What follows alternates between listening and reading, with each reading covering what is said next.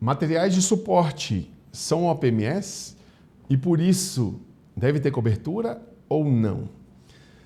Primeiro a gente precisa entender o seguinte: o que são materiais de suporte? E para isso eu faço a seguinte indagação: como é que se realiza uma osteotomia sem o uso de peças de mão e motores? Olha, você não me ouviu falar serra e broca, porque serra e broca são OPMS, a gente já estudou na aula anterior. Especialmente ME, né? Material especial, porque não é órtese nem prótese.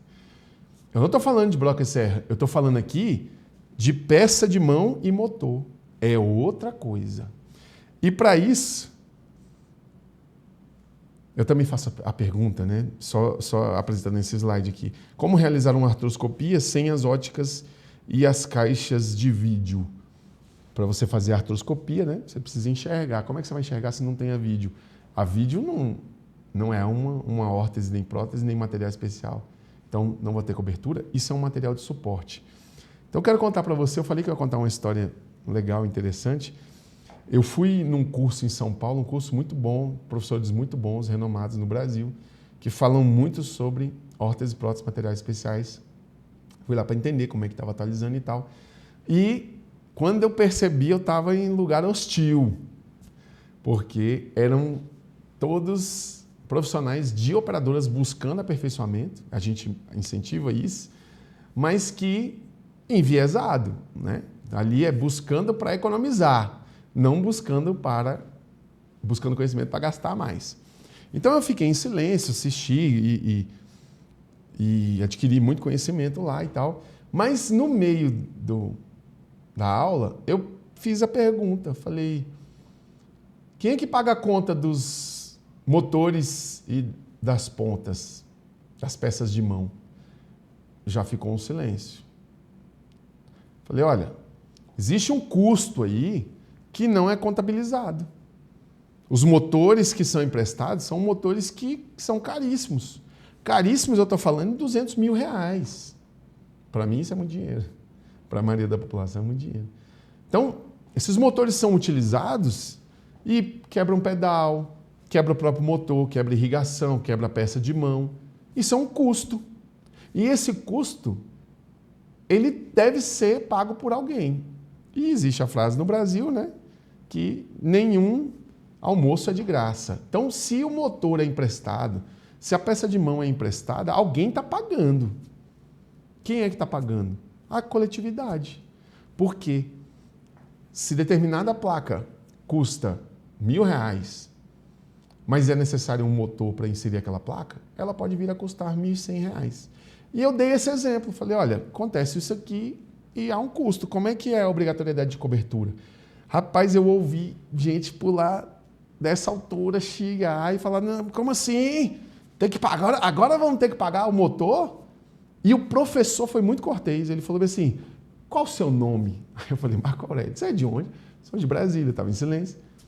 Marco, eu entendi a sua pergunta e ela é muito pertinente, porque realmente há um custo e esse custo tem que ser pago por alguém. Não, mas a discussão não é essa e deixou passar.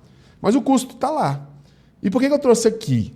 Porque existe um parecer da ANS, e muitos não sabem disso, que falam que esse custo deve ser pago pela operadora, deve ser arcado pela operadora. Parecer técnico número 24, da ANS, da Diretoria de Produtos da ANS, 2024, diz o seguinte: ó, cobertura de órteses próximas a materiais especiais. Motor é? Não, não é. Não é OPME. Mas olha o que diz.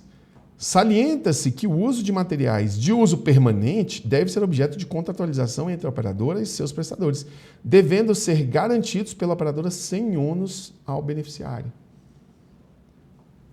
Esse parecer está falando sobre motor. O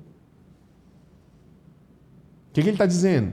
Olha, quando uma empresa emprestar um motor, isso vai ter que ser contratualizado. Então, o que a gente conclui? Apesar de materiais de suporte não serem considerados OPMS, se forem necessários a realização do ato cirúrgico, deverão ter cobertura obrigatória. E eu estou de acordo.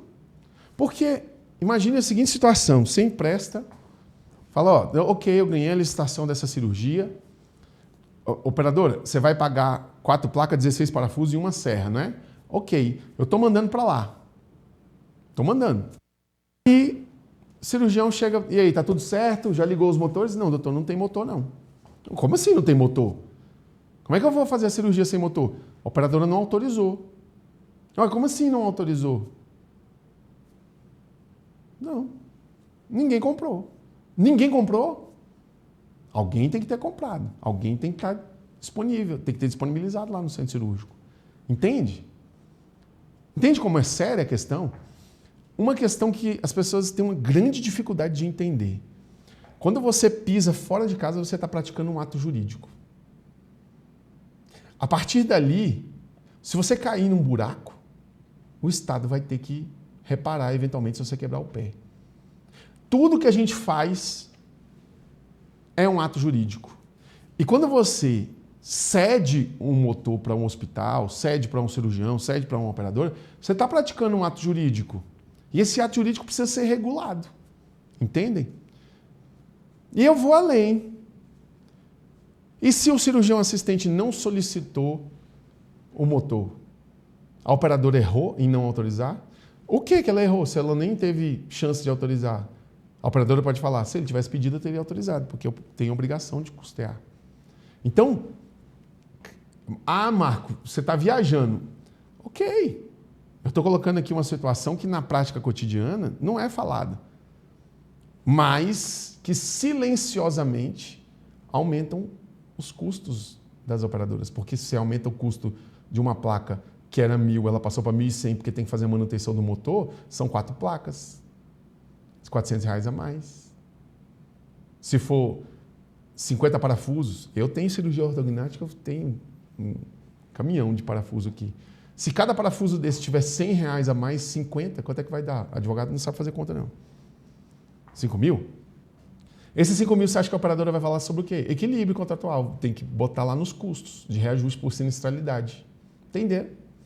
É isso. Então, em resumo, se você atua como representante comercial, como hospital, você precisa entender que sim, os materiais de suporte devem ser cobertos pela operadora e por isso é importante que você, profissional da saúde, descreva da forma correta, se for o caso, se isso começar a ser implementado, ok? Próxima aula a gente vai ainda estar na mesma parte introdutória, conhecendo o terreno ainda, né? A gente vai falar por que as OPMS são alvo de tanta disputa. Fica comigo, até a próxima aula, um abraço.